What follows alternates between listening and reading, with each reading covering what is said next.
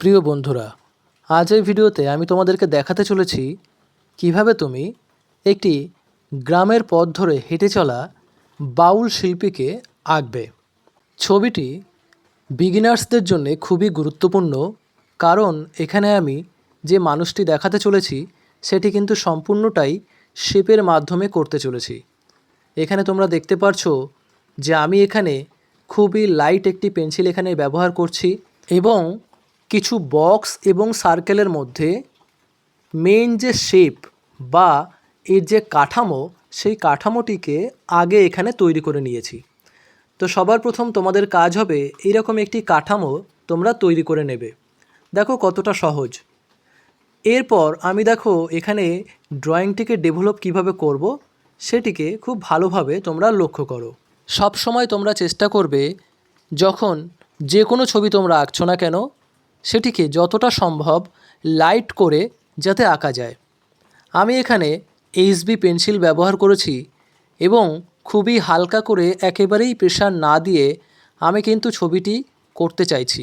ছবি আঁকতে গেলে তোমাকে প্রেশার কন্ট্রোল করতেই হবে, আর তার সঙ্গে অবশ্যই তোমাকে শেপ ধরে কাজগুলো করতে হবে। যেমন এখানে দেখো আমি এই হাতের আঙুলগুলো করব খুব সহজে। দেখো এখানে আমি প্রথমে শেপ ধরেছি, অর্থাৎ একটি বাক্সর মাধ্যমে আমি প্রথমে শেপ ধরে নিয়েছি, আর তারপর দেখো এই বাক্স ধরে ধরেই আমি কিন্তু এখানে হাতের আঙুলগুলোকে করছি।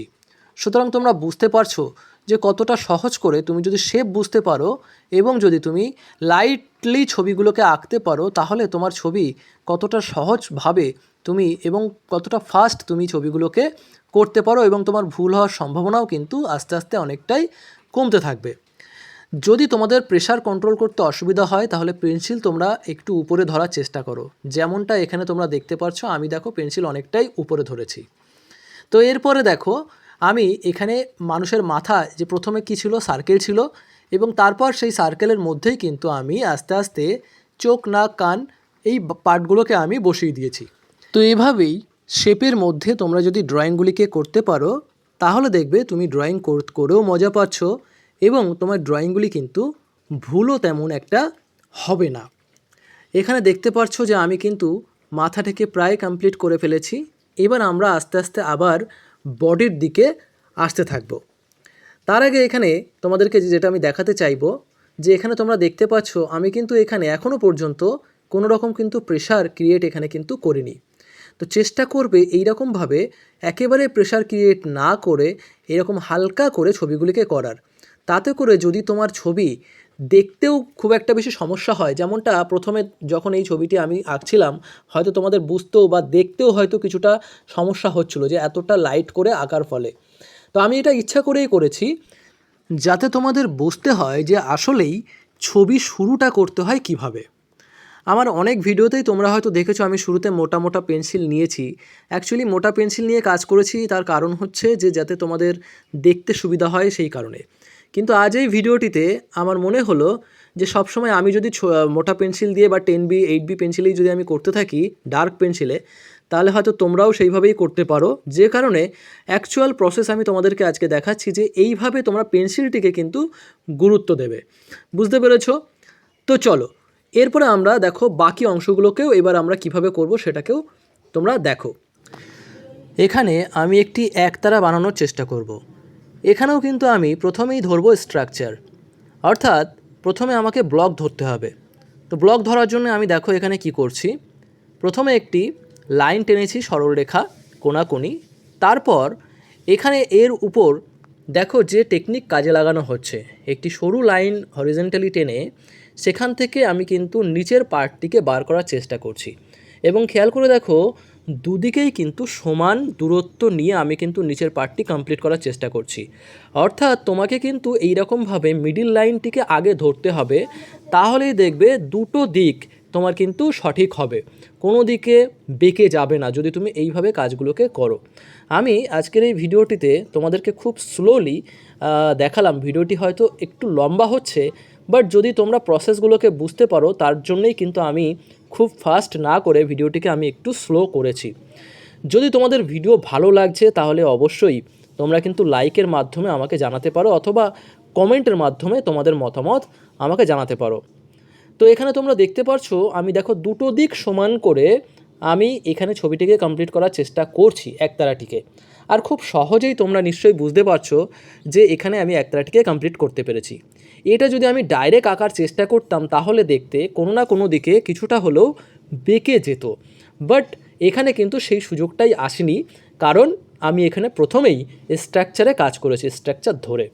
তো এখানে সেমভাবে দেখো আমাদের একতারা কমপ্লিট হয়ে গেছে। এরপরেও দেখো আমি যখন হাত আঁকছি সেখানেও কিন্তু দেখো আমি সেই স্ট্রাকচার ধরেই কাজটিকে করার চেষ্টা করছি। তো আশা করছি তোমরা বুঝতে পারছো।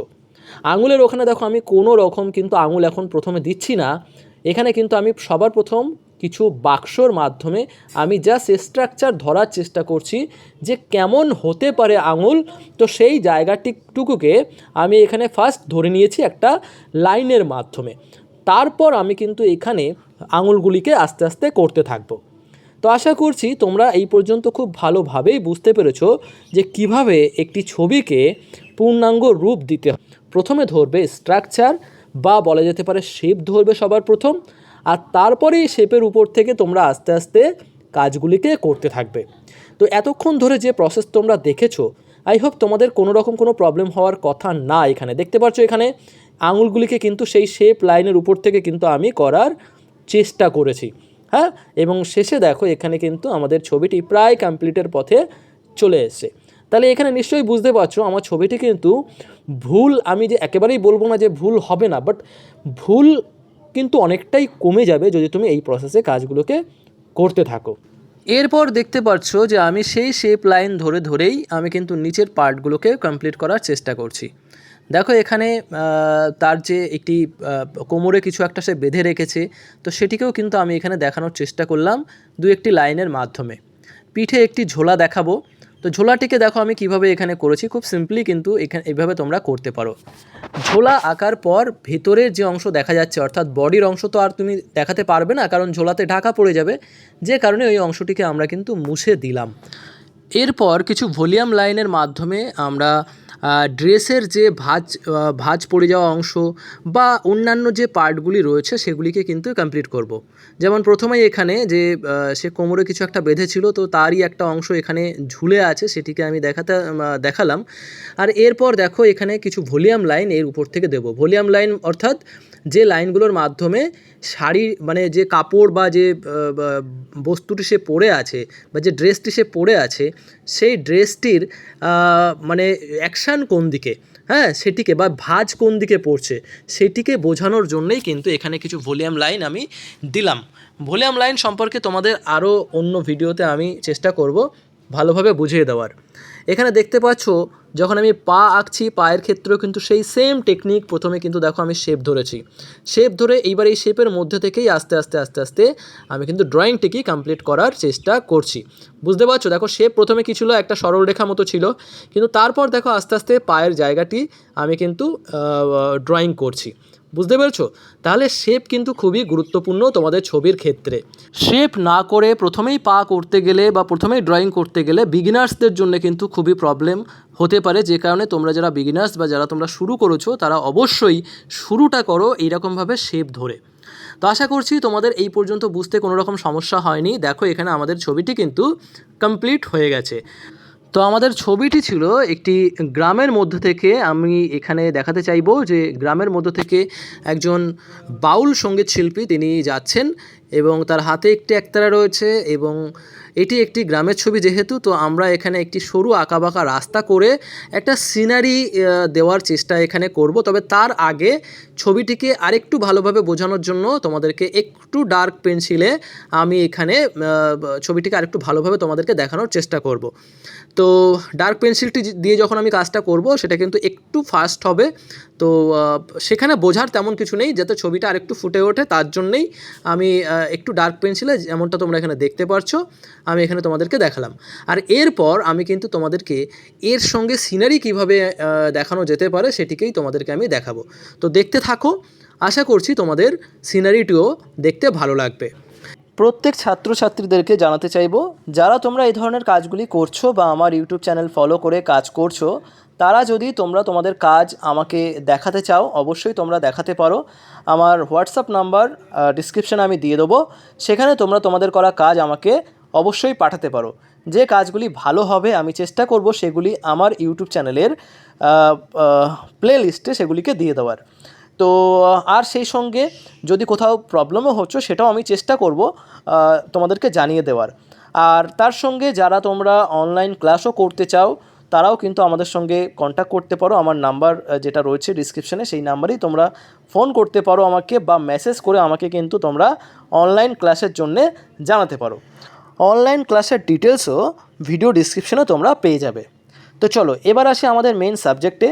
এখানে তোমরা দেখতে পাচ্ছো আমরা কিন্তু একটি সরু রাস্তা করেছি, যে রাস্তাটি কাছে এসে অবভিয়াসলি বড় দেখাতে হবে আমাকে, কারণ এখানে পার্সপেক্টিভের ব্যাপার রয়েছে।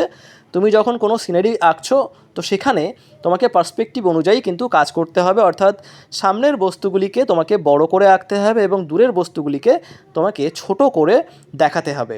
এবার আমি তোমাদেরকে আরেকটা বিষয় এখানে জানিয়ে দিই, আমি কিন্তু এখানে বড় পেন্সিলে তোমাদেরকে সিনারিটিকে দেখিয়ে দিচ্ছি ঠিকই, কিন্তু তোমরা অবশ্যই সরু পেন্সিলে অর্থাৎ HB বা 2B পেন্সিলেই তোমরা কিন্তু আঁকবে।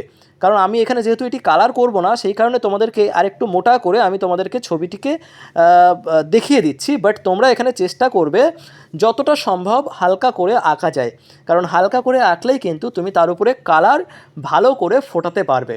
না হলে কিন্তু পেন্সিলের কালার করার সময় কিন্তু পেন্সিলের ছাপ কালারের উপর কিন্তু উঠে যাবে, যেটা কিন্তু দেখতে একেবারেই ভালো লাগবে না। আশা করছি তোমরা বিষয়গুলোকে বুঝতে পারছো। তো দেখো আমাদের এখানে কিন্তু ছবিটি প্রায় কমপ্লিট হয়ে গেছে।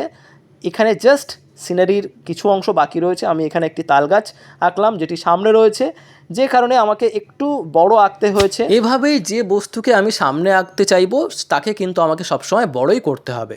তো চলো এখানে আমি তোমাদেরকে একটি এক্সাম্পলের মাধ্যমে বুঝিয়ে দিচ্ছি। এখানে দেখো আমি একটি নদী আঁকছি পেছনে, এবং সেখানে একটি দেখো নৌকা এখানে দেখাতে চাইছি। বাট নৌকাটি কিন্তু দেখো অনেক ছোট এখানে এঁকেছি। কেন?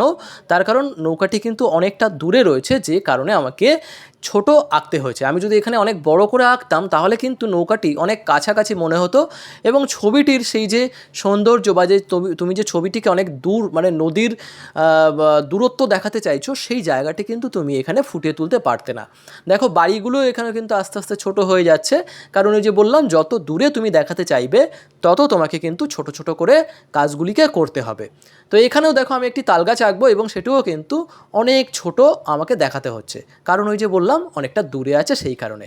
তাই হোক ভিডিও তোমাদের ভালো লেগেছে। ভিডিও ভালো লাগলে অবশ্যই একটি কমেন্টের মাধ্যমে আমাকে জানিও। আর তোমাদের একটি কমেন্ট কিন্তু আমাকে অনেক মোটিভেট করে পরবর্তী ভিডিও বানানোর জন্য। তো দেখা হচ্ছে তোমাদের সঙ্গে পরবর্তী ভিডিওতে। সবাই তোমরা ভালো থেকো, সুস্থ থেকো, আর নিজের খেয়াল রেখো। এবং অনলাইন ক্লাসের নাম্বার কিন্তু ভিডিও ডিসক্রিপশনে তোমরা পেয়ে যাবে। যারা তোমরা ক্লাস করতে চাও বা অভিভাবক যারা আছেন তারা যদি অনলাইন ক্লাসে আপনার বাচ্চাকে পাঠাতে চান, তাহলে অবশ্যই নাম্বারে আমাকে মেসেজ করবেন, আমি সমস্ত ডিটেলস দিয়ে দেবো। সবাই ভালো থাকবেন, সুস্থ থাকবেন, বাই।